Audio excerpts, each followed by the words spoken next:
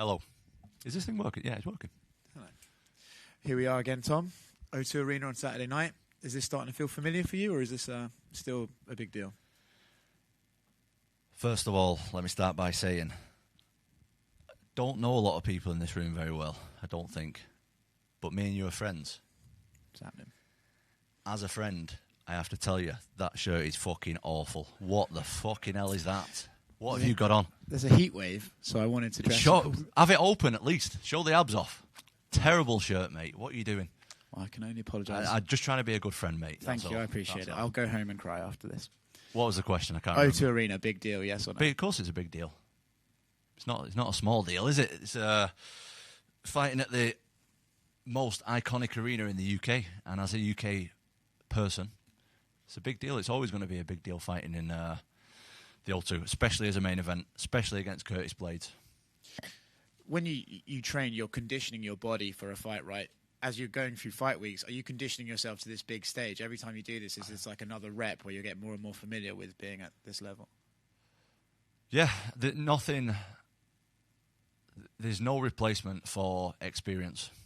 And I've done this before, so now I know exactly what to expect. Different opponent, of course, completely different opponent, better opponent. And but I have done it before, so these things are getting a little bit easier to deal with, definitely. I know you don't love the questions about, like, oh, you know, how's the fight going to go and stuff like that, but you mentioned this is a different sort of opponent. With Curtis, what are you expecting? Are you expecting what everyone else is suggesting, that he's just going to come out and run for takedowns all night? Or are you expecting him to mix it up? What are you expecting from him? This is MMA. He's a great wrestler. He's great at other stuff as well, so I have to be expecting everything. Obviously, he brings a massive threat in the wrestling department, so I prepared for that. I've prepared for everything. This is MMA, do you know what I mean? You can't just be like, oh, he's going to come out and just take me down. Obviously, he's got great takedowns, but I'm ready for his striking as well, and his submission gate. You have to be ready for everything, mate. Yeah. Last one from me. You have often said, like, oh, I'm just happy taking my time. After this fight, people are going to be putting you at the level that you're sort of waiting to reach yourself. Are you ready for that? Or are you still going to try and take the slow path and get better? I will take it as it comes, the same way as I do with everything else. You can't guarantee the future, can you? You can't guarantee what's going to happen. So I will cross that bridge when I come to it. But until then, fighting Curtis on Saturday, and that's all I'm bothered about. So please, I would appreciate if no one else would ask me about other fights, because I don't give a shit about any other fights. I'm interested in this fight only. Tom, hi. Hello. I believe this is the first time Curtis Blades is an underdog in his UFC career. Just wanted to get your thoughts on that. I didn't realise that. I don't know why I thought that I was the underdog. I'm not. I don't look at odds. This is the first I've heard of it. I think that's. I'm not a bookie. I'm not a. I don't even bet, so it doesn't mean anything to me, really. Right, and I know you said you don't want to talk about fights and stuff, but I wanted to get your thoughts on Tai Tuivasa and Cyril Gane, what your thoughts are on the matchup and how you see it playing out. I think it's a great fight. I think this is... I hate to sit on the fence. But this is heavyweight MMA. I think Cyril is amazing. I think Tai is also very good. But I think Tai's more dangerous than Cyril. I think Cyril's better technically. I think Tai is way more dangerous, so I wouldn't be surprised either way. I wouldn't be surprised if Cyril won, or I wouldn't be surprised if Tai won. This is heavyweight MMA. Massive guys, tiny gloves. Anything can happen. Thank you. Tom. Hiya, mate. How you doing? It's the second time you're at the top of the poster. Main event, big fight. Obviously, the first time was last time we were here in March. How much has that experience been of benefit to you as you prepare for this one, and how different does this week feel compared to the lead up to the last one against Volkov? This week feels pretty normal, to be honest, because I've only just done it. It was only 3 or 4 months ago, whatever. You can't buy experience, and I've been here before, and I think that everybody who's on this card, whether you're a home fighter or an away fighter, if you want to put it like that, you need to take into account that the English fans are different. Like, the UK fans are different to any other fans in the world. They're absolutely wild, and the atmosphere in there, it can either make you or break you. And I think you got to be prepared. You don't need to be prepared for that. You need to take that on board when you're fighting in the UK, because it is different. Yeah, it was a special night back in March. So many British fighters really producing incredible performances, getting some great finishes on the night and showcasing themselves to the world. You got that great finish against Volkov last time. What does a successful night for you look like? Is it just having a W next to your name, or is it getting a finish? What would be a successful night for you? I don't talk about this stuff too much because it's just really not me, but I'm a winner. That's all I care about. Like, I want to win. Don't care how I win, but I'm a fierce competitor. I'm fiercely competitive, and I'm trying to win, and that's it. And with Curtis, I know you said that he's more than just a wrestler. He's more well-rounded than that. Where do you feel the biggest opportunities will be for you on fight night in terms of the sort of chinks in his armour? I have no idea. We're going to find out. I just have so much that I've not shown, and people don't know what to expect. Nobody's got any idea. Curtis or anybody else in the heavyweight division doesn't know what I bring to the table because I've not shown it yet. I've shown 10% of my game because my octagon time is so short. Like, no one's really seen what I can really do. So I have so much that nobody knows about, which is a massive advantage for me. And last one from me. I know after your win against Volkov, you were quite vocal to Dana that you didn't want to go off to Vegas and fight in Vegas. You wanted to come back here and fight back in front of the UK fans again. You're in the main event in London once again. How much does that mean to you to be spearheading this event? Oh, well, it means a lot. And I think a big part of why we're back here is because of me. Like, I'm not trying to sound like mad egotistical or anything, but I think that without me pulling him to the side and being like, look, we need to... It wasn't like... I wasn't asking questions. I wasn't like, oh, Dana, can we please come back? It was like, Dana, we're coming back here this year. Let's make it happen. And he agreed with it. Like, he couldn't really say no because it was an unbelievable night in March, and there's going to be another unbelievable night this Saturday. Like, it's a special place to fight, and we got special fights on the card, so it can't possibly be boring. It's going to be absolutely wild. Thank you. Tom, just down to the right, yeah.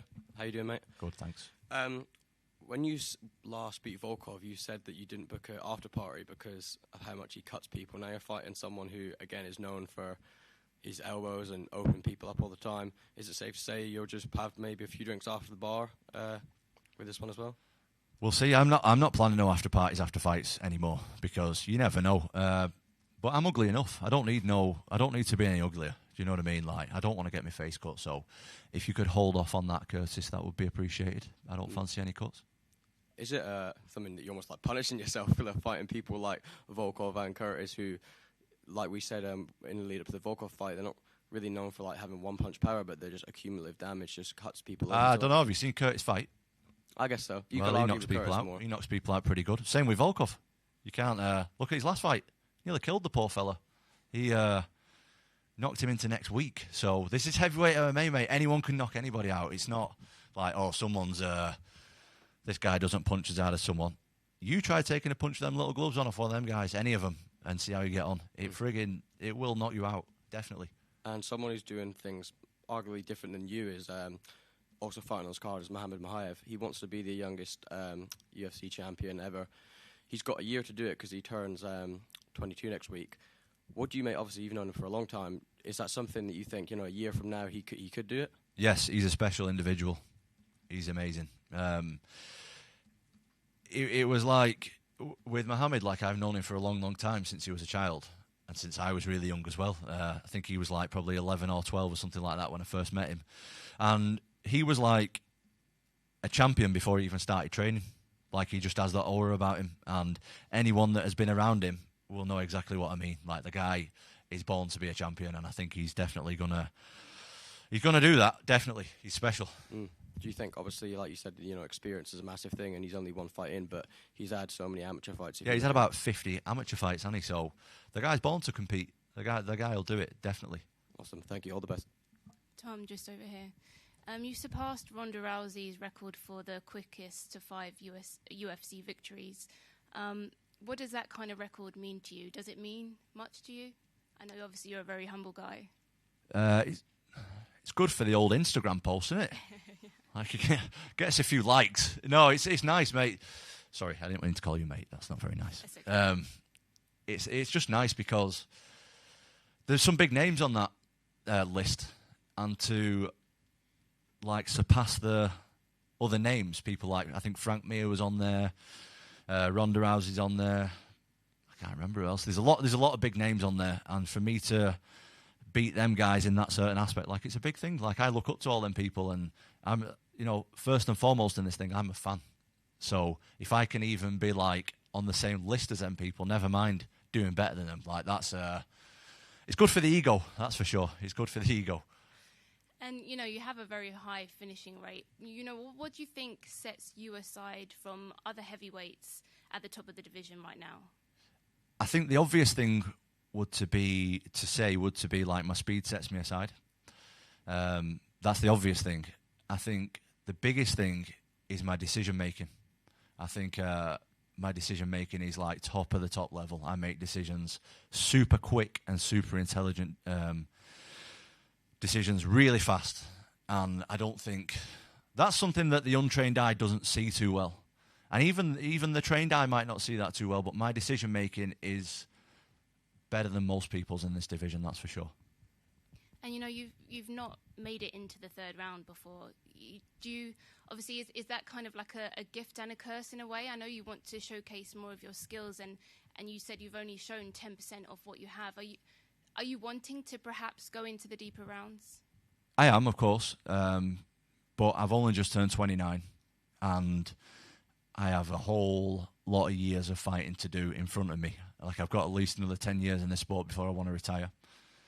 And there's definitely time for me to have more time in the octagon, definitely. So for me to not have a lot of miles on the clock and still be fresh, I think that's a good thing as well. But like you say, I don't have the experience there and the time in the octagon, so it is a gift and a curse. Yeah, definitely, for sure.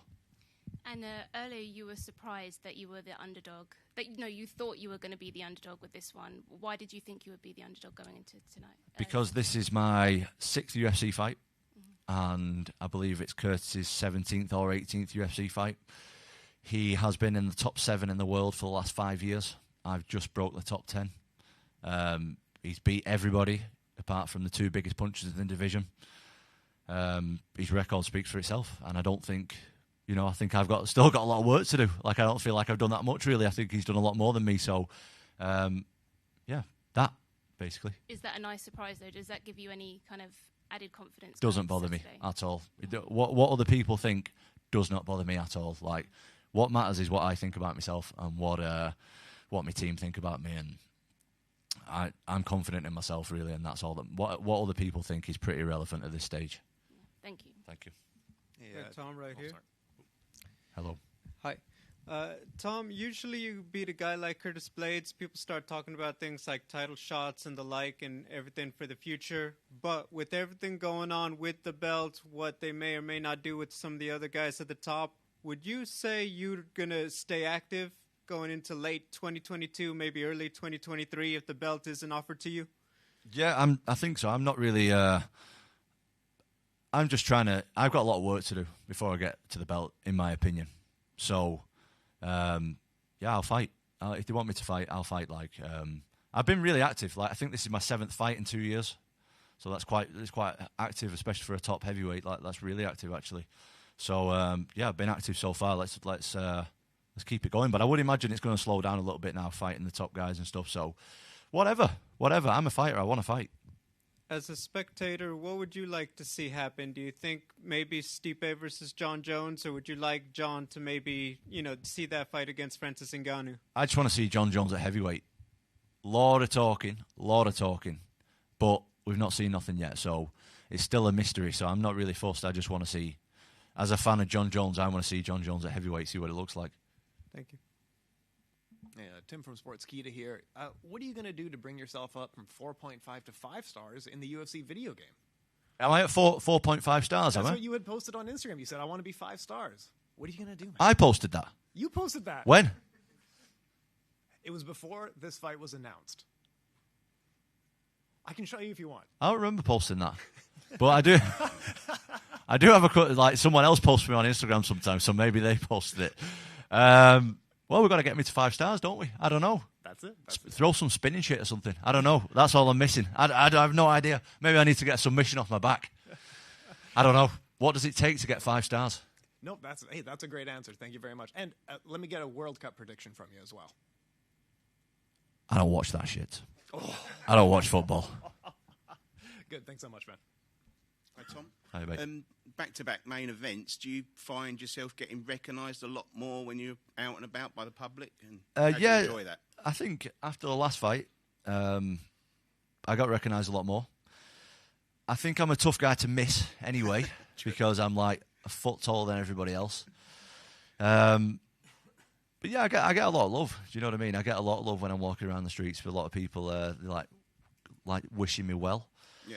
A lot of people also like saying, make sure you win because I've got 100 quid on you. I'm like, yeah, mate, I'm going to do that just for you. Just because you've bet 100 quid on me, I'm going to win.